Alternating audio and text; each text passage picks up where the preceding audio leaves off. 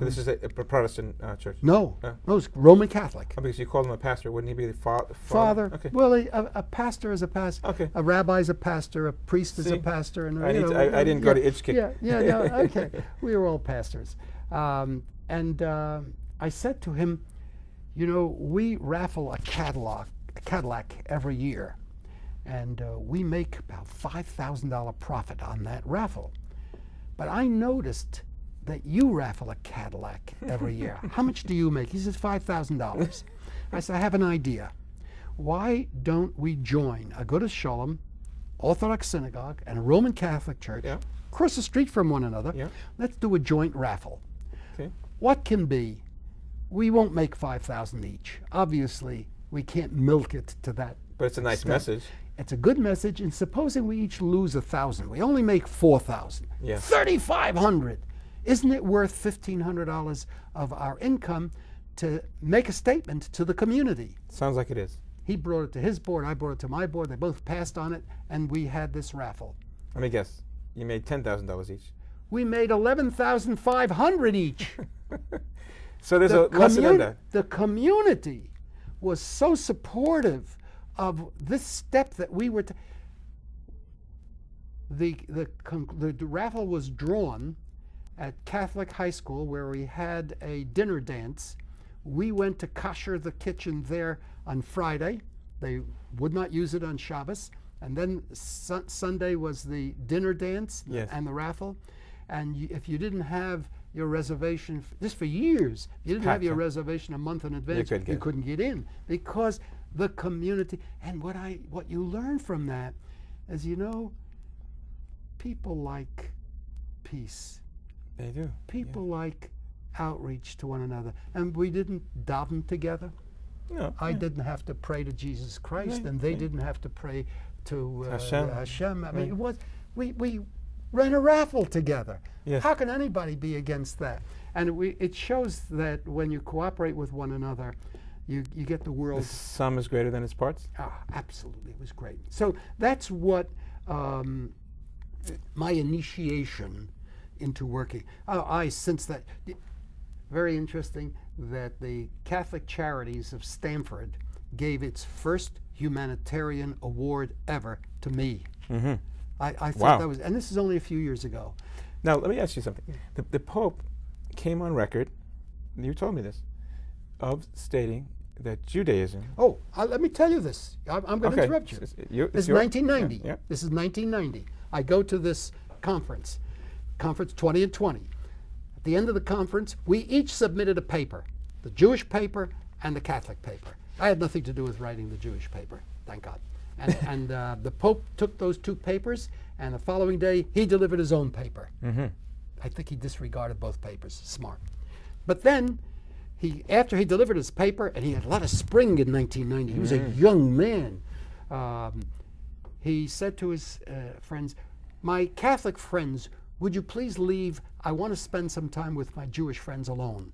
And then he said, "I want to meet each one of you individually." And he came down from where he was sitting and shook hands with each one of us, asked us to introduce our name and who we are. I got on the end of the line because I realized that we're 20. If they only take 1 minute, it's 20 minutes. If they take 3 minutes, it's an hour, right? So not wanting anybody to push me, I got all the way at the end of the line. So I was the last person You there. saw what he was saying. Yeah. And I said to him, "I have something to say to you. We are Landsmen. My mother and father were Polish. Mm-hmm. So I consider myself Polish." Is the Pope Polish? Yeah, he's Polish. Polish. So we are Landsmen. But I loved my father. My father was a very, very open, understanding, and liberal person. Mm-hmm. But he told me that everybody is good. Everybody in the world is good. Allow their goodness to come forth, except the Polish. Wow. And I'm shocked, because after listening to you and reading about you, you're the best friend the Jewish people ever had. How could my father have been so wrong? He said, "I'm going to tell you a story. Listen to this. I never dreamed of being a priest. I studied This is the Pope talking. The Pope talking to about me. About himself. I'm only there, just he and I. I just told him that my father doesn't like Polish. Okay? He says to me, I studied drama. I was going to be an actor and a playwright. Incidentally, my wife and I went to Washington, D.C. to see the play that he wrote.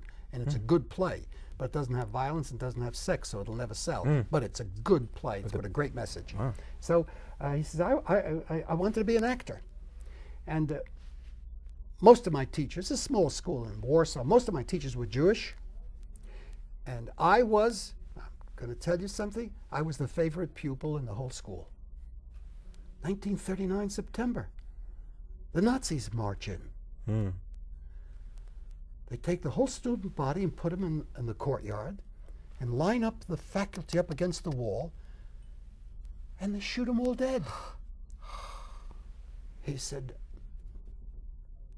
traumatic experience. I walked away, and I knew I couldn't live in this world anymore. He said, yeah. In a short period of time, I decided I would enter priesthood. The school for priesthood. But I made a pledge to God, and nobody has ever heard this but God. And I said to God, if I am ever in a position of influence, I will do whatever I can to help the Jewish people. Now he says, I didn't ever dream I'd be Pope. I wasn't even a priest. But I know now that I'm in a position of influence. And that's what I do what I can to make a difference for the Jewish people. Wow. I said to him, do you know what a chassid is? He said, no. And I explained Hasidism, how it formed, 18th century. I said, I am your chassid. Because I believe there are too few people who want to change the world, and fewer yet who can. But you can and you will.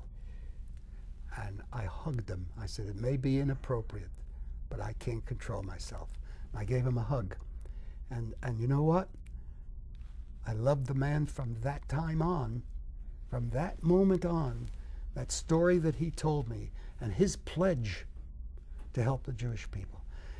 In his speech, by the way, in his speech to us, to these 40 people, with cardinals and bishops sitting there, and all of us, he said, the covenant between God and the Jewish people that they made at Sinai is still operative.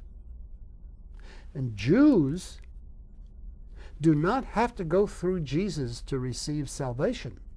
The Pope said this. The Pope said this because the covenant is still operative. You follow your covenant and you will have salvation. You don't need Jesus. Not every cardinal or bishop, not every Catholic. You know, I remember telling you that you like to hear this. When I came back, I was so enthused with this man.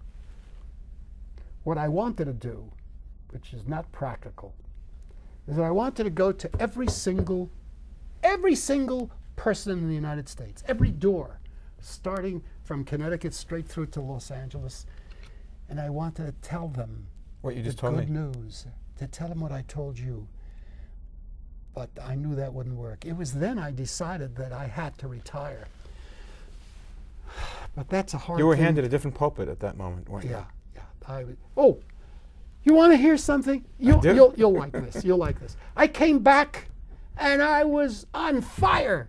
So the next Shabbos in Shaul, they announced that our rabbi is coming back from Rome, meeting with the Pope, and he wants to talk to us. So it was a bigger crowd. Not everybody, but it was a bigger crowd. And I told her what the Pope said, that the Jewish people, the Catholicism does not believe that the Jewish people have to go through Jesus to get salvation, but Jews have their own covenant with God that's operative even today, and they can have salvation without